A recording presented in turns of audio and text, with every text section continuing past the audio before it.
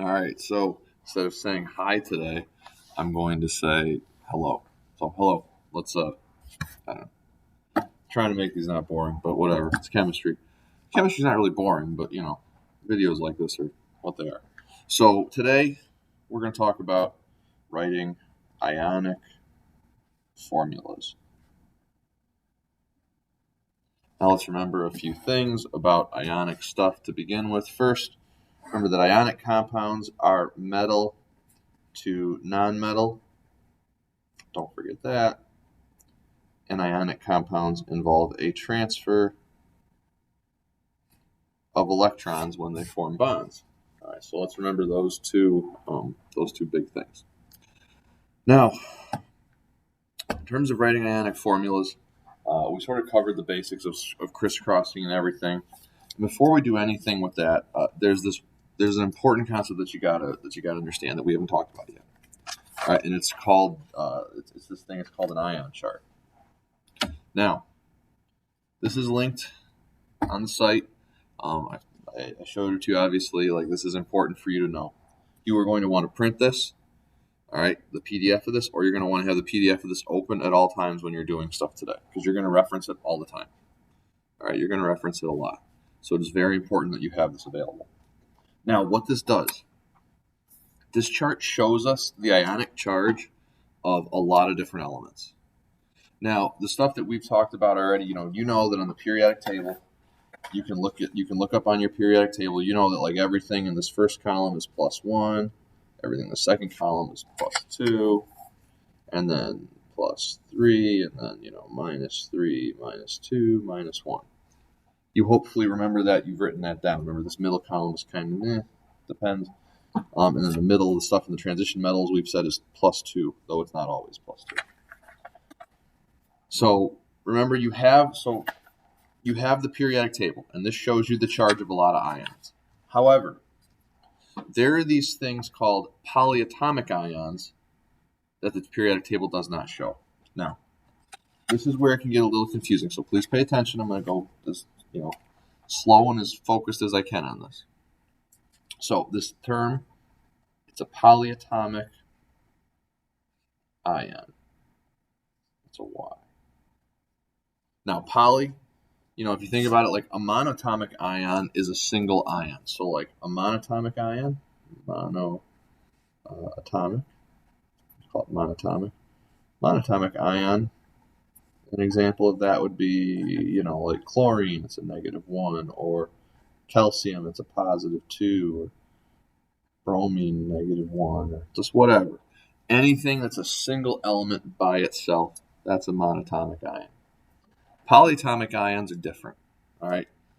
Polyatomic ions are things that exist. They're ions that are compounds. And this is a little confusing.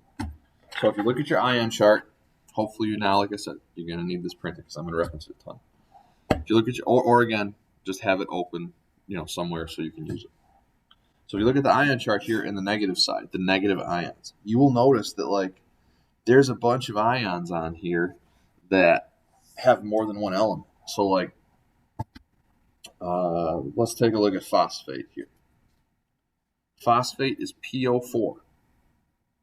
It's got a -3 charge. And you're like, what the heck does that mean? Well, what it means pretty much, so like an example like this. So PO4, -3. What it means is that if you ever see 1 phosphorus and 4 oxygens written together, that is called the phosphate ion. All right, so again, that is called the phosphate ion. And all of this whole thing is a -3 charge. This 4, it's just telling you how many oxygens you have. This 3 doesn't control any part of anything in this formula. It's just telling you the charge of it. So there's 3, or there's a -3 charge, 1 phosphorus, 4 oxygens bonded together, it's -3. It's kind of goofy like that, and this confuses people. You're going to be using these just like you would any other ionic charge to write stuff down, to cancel stuff out. Like it's just getting used to the fact that there's more than one element. More examples of stuff in here. I mean, you've got there's tons of them. There's chlorate, chlorite, You got to pay very careful attention to the endings because the endings are close. So like if you look here, you've got sulfite, you've got sulfide, and you've got sulfate. So just a little bit of the ending at the end, it makes a big difference. So like sulfite is SO3, it's a -2 charge. Sulfate is SO4, it's a -2 charge. So just whether it ends in 8 or 8 makes a little difference in terms of the ending. But the whole point of this is that these ions, these are going to be stuff that you're going to have to use from now on. It's not just going to be combined calcium and nitrogen. It's going to be, maybe combined calcium and nitrate. Okay, and then all of a sudden you're going to have to deal with that. And I'm going to show you a bunch of examples, but I just want you to understand that this chart is here. It's something you're going to have to reference a lot, and I know this is where we're going to lose some people. And I don't want that to happen. I want to make sure that if you need help, that you ask for questions on this. All right, you ask questions if you need help with this, the polyatomic ion concept. I hope after doing several examples, it will make sense. I hope, but I realize I can't promise that. So if you do have questions, ask. It's fine to ask. So the general plan, I just want to do a bunch of examples. Now, first, before we talk about the polyatomic example, let's just make sure we remember what we're doing here. So we're going to do a simple binary ionic compound. So let's say the big difference, though, between today and what we did last week is that now I'm not writing the formulas, I'm writing the names. And then you're going to write the formulas. Like, I'm not just telling you the symbols, you're going to have to look at it and like figure it out. So let's say we've got calcium bromide. So this is example 1. So from now on, you're not going to have available to you, like I'm not just telling you the ion, like the ion and the symbol and all that. Now you're going to figure it out. So you're going to see calcium, and you're going to say like, all right, calcium is a +2 ion. So you got to remember calcium, it's +2, so you're going to write Ca, it's +2. Bromine. Now bromide, you're going to recognize bromide is bromine. It's a -1 ion. So your Br, -1. Now you're just going to do the crisscross thing, where you're going to, you're going to crisscross. So you'll take this, put it down there, put it down there, and you'll get CaBr2. Remember, you want to neutralize and cancel out the charges. This is just review from last week. The difference, though, is that from now on, you're seeing names first, then you're going to have to put the symbols, then you're going to write the formula. Remember, you don't write the ionic charges anywhere. That you just don't do that. So you're just writing how many elements you have of each thing. So that's the basics. Example 2. Why don't you guys try one? So let's do, this will be another really simple one. Let's do sodium oxide. So try this for a minute. Pause the video for a second. Try to figure this one out. So pause the video, hit the space bar or whatever the heck, or whatever fancy button you have for pausing, and then solve this. I'm just going to keep going, though. I'm going to assume that you paused it and that you have now returned, and now we're going to go over this. If you never did, well, I don't know. So sodium, you're going to look it up on your table. Sodium is a +1 ion. All right, so sodium's right here, +1. So it's Na is +1, oxygen is -2. So you're going to crisscross again. So you're going to end up with Na2. Oh, and then you never have to write the 1. There you go. So that's basic idea of like the names, the formulas. But there's way more to it than that. There always is. So first, polyatomic ions. All right. So now let's do an example involving a polyatomic ion. We're going to do several because there's several different possibilities of things that you're going to have questions on, right, that we need to address. This is going to be a bit of a long video, so not apologies. You got to learn this. So let's do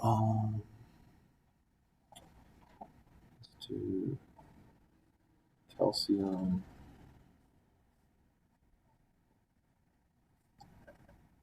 nitrate. Calcium nitrate. All right. So first thing, calcium. We know that calcium is Ca. It's +2. The new thing, and again, if you're still wondering where these are coming from, Ca +2. Now the new thing though, nitrate. So if you see the ending in ATE, you see it ending in ATE, you got to look it up on your ion chart. All right. So you're going to find it down here somewhere because it's a negative ion. It's an anion. Nitrate is down here. NO3, it's a -1 charge. Just don't worry about whatever that doesn't mean anything. So this is old. It's been printed on. So nitrate is NO3. It's a -1 charge. It's easy to get this confused and think that this means -3 because you got like the little 3 and the negative. Like, it's easy to think that. Like, no, that's not what it wants. That's not what it means. Instead, remember, this whole thing is in the -1 column. These are all -1 ions. What it means is that all of NO3 is a -1 charge. So you're going to write it like this. You're going to write nitrate NO3 -1. All right.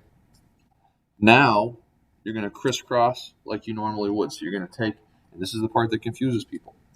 You're going to take this 1, you're going to put it down there. The 3 just stays. The 3 is just part of nitrate. You can never mess with that. It must be NO3 always, no forever. You can't change it. The NO3 just stays together. And then this 2 is going to get put down there. And the way you write it, it looks like this. You write Ca, and you write NO3. Again, you can never change NO3 or any of these. And then what you're going to do, you're going to put this little 2 down here. And that looks weird, right? And it is weird. It's not totally right. You're going to write NO3 in parentheses.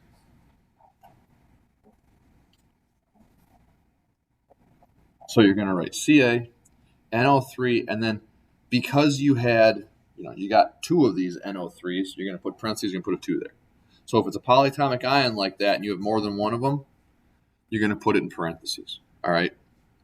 So if you have more than one polyatomic ion, you'll put it in parentheses.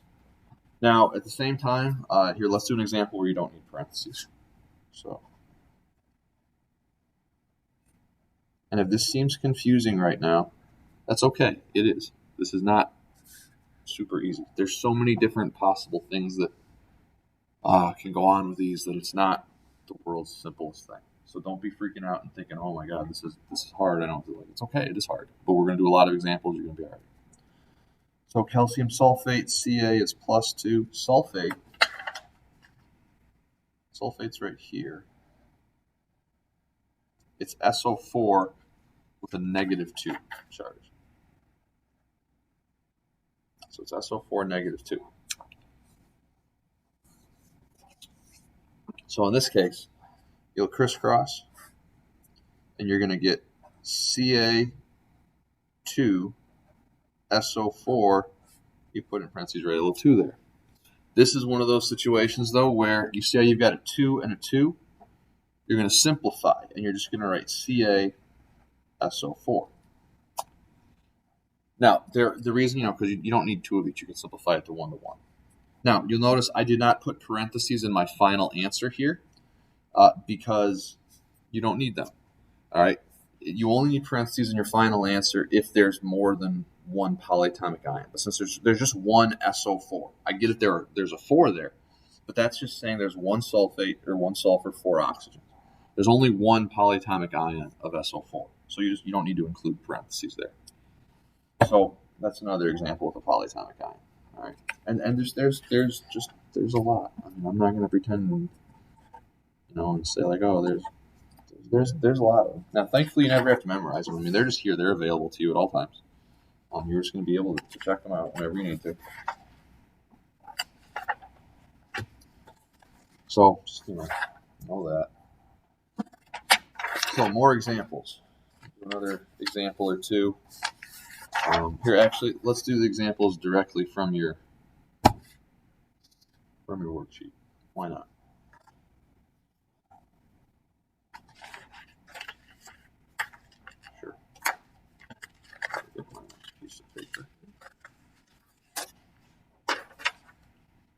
So ammonium phosphate.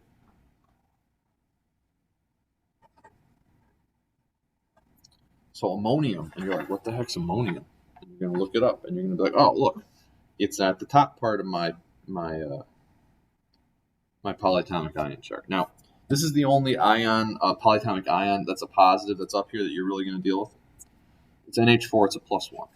So right, NH4 +1. Phosphate's over here. All right.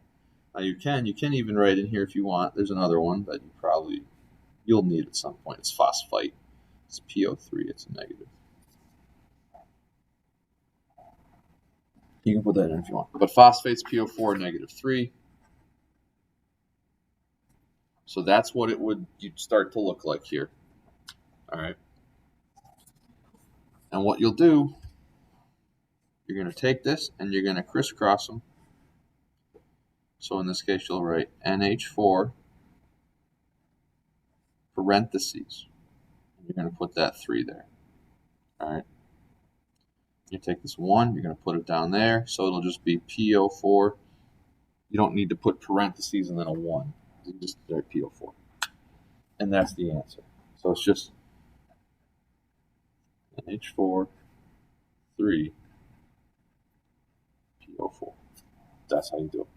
All right. And you're just going to go through and do this. Now, there's one other thing we got to talk about, though, and it's this. You look at these examples 2 and 3. So I'm going to do questions 2 and 3. I'm going to do a few more examples where I address that because that's confusing too. All right. So Roman numerals.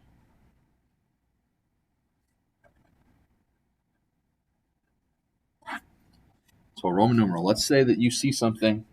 Let's say I give you iron. So here's an example. I give you iron oxide. And I'm like, all right, write that formula. And you're like, that's easy. I can do that.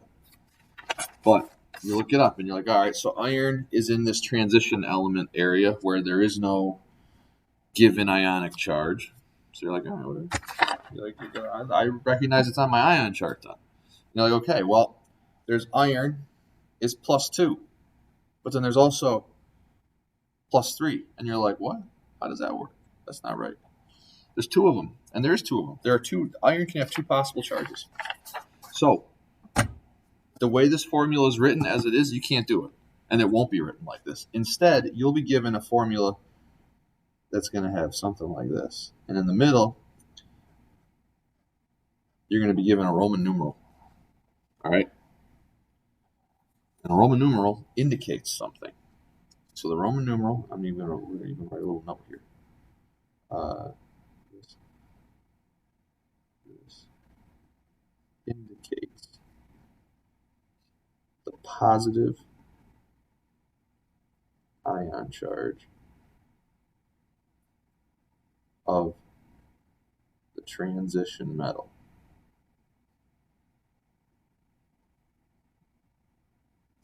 So this indicates what the charge is on the thing that it's after. So like this 2 means that this is iron +2. That's what it means. All right. And then oxygen is -2. You look it up, you crisscross, and you're like, oh, my formula is FeO. Again, I'm simplifying the 2s. I'm canceling the 2s out. They're simplified. So, just for the sake of writing everything, you cancel those, and then you'd end up with just FeO. And this would be your final answer there. The Roman numeral indicates the positive charge of the transition element. And it's only going to appear for transition metals where you don't know the charge. So at the same time, you could also have iron 3 oxide. You could have 3. All right, and then instead it would mean that iron is 3+ instead of 2+. So that 3 indicates it's 3+ now. So this is another example. And then you crisscross them again, and instead you end up with Fe2O3 instead of FeO. Oh, I couldn't see that, sorry. So you end up like this instead. So the Roman numeral, again, it indicates the positive charge on the transition metal. Now, for the sake of just thoroughness, if you see this, that's equal to 4. This is 5. You might see this. This is 6. Just to have, some people need those. I'm guessing that if you see there's 3 things, you know it's a 3. I'm not writing that officially. But just in case you don't know what those Roman numeral symbols are, 4, 5, 6. All right. So that's the basic idea. So now that you know all of that, you got the polyatomic ions. You got, actually, this will not be your official assignment. So this was an example. So don't worry about that. But it was a good example, and it talked about these two. But basically, now that you know this, the whole idea is just pretty much that you're going to need to go through, take your time, do a bunch of examples. Again, have this available at all times. All right, at all times, have that available. It's really useful. You're gonna want to reference it a lot. Okay, and that'll pretty much be that. So work through it. Try to do all this. This is what I'll probably be assigning you actually. And just the only thing I'll say, the final thing is pay very close attention to the endings.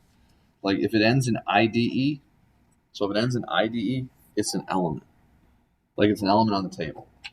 All right. So how about this? We can even make a little official note here. So if it ends in IDE, it is an element on the table. Periodic table. There's one exception on your ion chart that's cyanide. Exception is Cn negative. It's cyanide. Let's see. If it ends in 8 or ite,